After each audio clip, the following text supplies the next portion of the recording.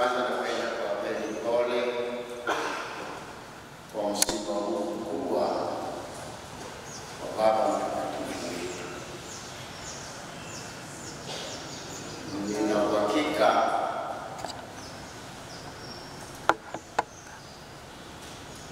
kwamba Wakatoliki wote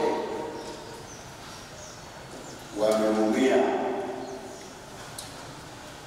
kwa kifo cha baba mtakatifu. Lakini pia sidhani kama Wakatoliki tu, hata na madhehebu mengine pia watu waliosikitika. Alikuwa mwema,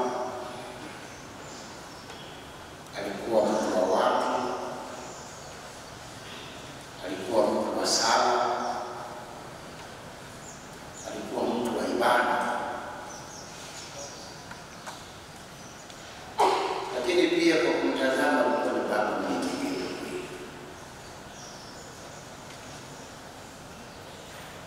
Kwa haya yote ambayo ameyafanya katika kanisa, tutaendelea kukumbuka sana. Alikuwa ni baba wa msimamo, alisimamia kweli imani kanisa Katoliki. Anapenda watu waliokuwa kujua na Mungu kwamba aweze kuwaongoza, na amefanya kazi hiyo vyema mpaka mwisho wa maisha yake.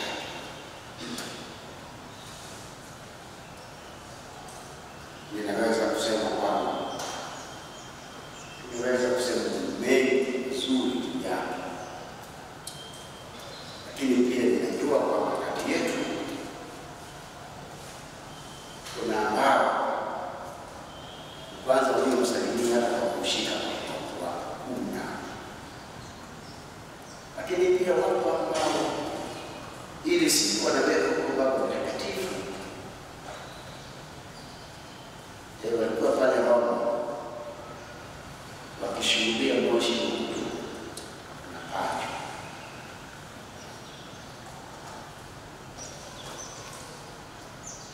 Lakini pamoja na yote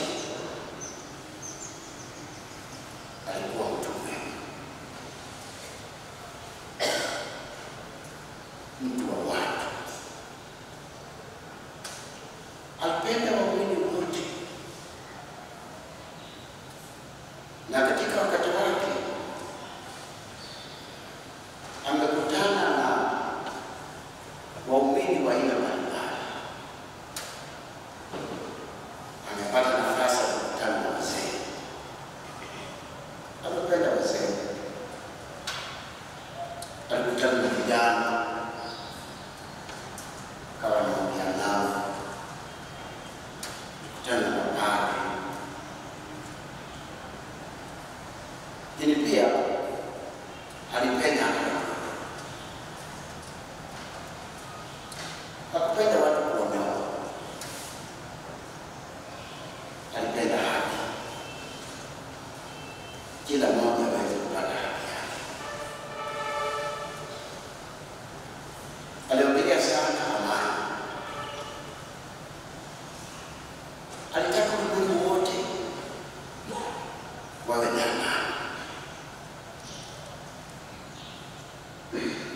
na kwa sababu hiyo alienda hata maeneo ambayo angeweza kusema si pazuri kwenu. Alitafuta upatanisho hata kwa wale waliokuwa wamekasirika. Alipenda watu wapatane. Amezuru nchi nyingi katika kutafuta upatanisho, katika kutafuta amani. Tumekusanyika hapa kama wanajimbo la masomo, tupate kumwombea.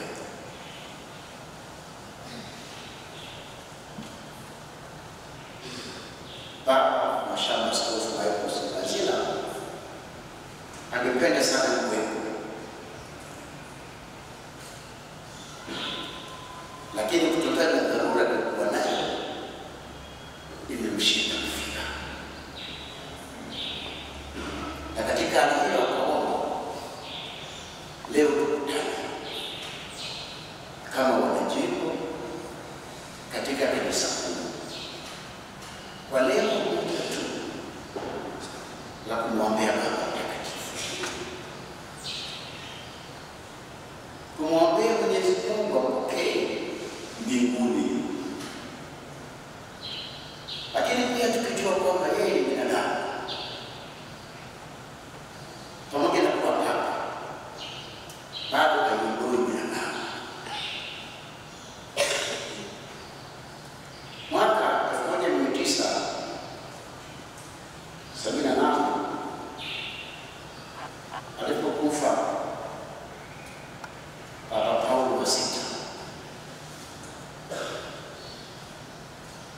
kama kijana ndipo nilisikia mara ya kwanza kwamba Papa alikufa. Kwa wale wa nyuma nilikuwa sijasikia kwamba nao alikufa, sikuwa na habari.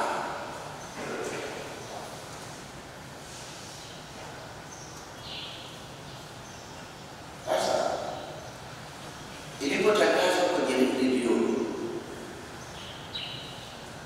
tukapata habari Papa alikufa, sikuelewa. Nilikuwa najua Baba Mtakatifu kafa. Hicho ndicho tulikuwa tukiamini, Baba Mtakatifu kafa. Basi imani yangu hiyo, akachaguliwa Papa John Paulo wa kwanza. Ikachukua siku 30 naye akafa. Tena wakatangaza naye Papa alikufa. Nikajiuliza, juzi tu alikufa, tena leo tena Papa mwingine, ndio Papa ni wengi. Sikupata habari, sikujua kwamba amechaguliwa mwingine. Nilijua Papa akafa, na baadaye akachaguliwa John Paulo wa pili. Hivi sasa amekufa, niko mbali.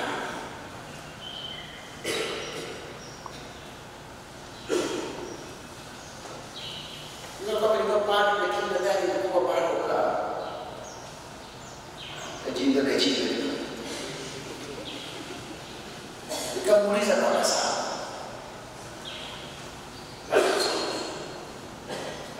sasa Papa amekufa, nitakapokuwa na sala misa pale kwenye neno la Papa nitaje nani? Akaniambia, kufika hapo nyamaza, kwa sababu hakuna Papa. Na mimi nikaanza kunyamaza. Sasa akachagua Benedikto. Bahati nzuri Benedikto yeye akastaafu. Kumbe kifo chake kwenye katiba tayari kulikuwa tunataja Francis. Kwa hiyo sikuweza swali la kuuliza. Sasa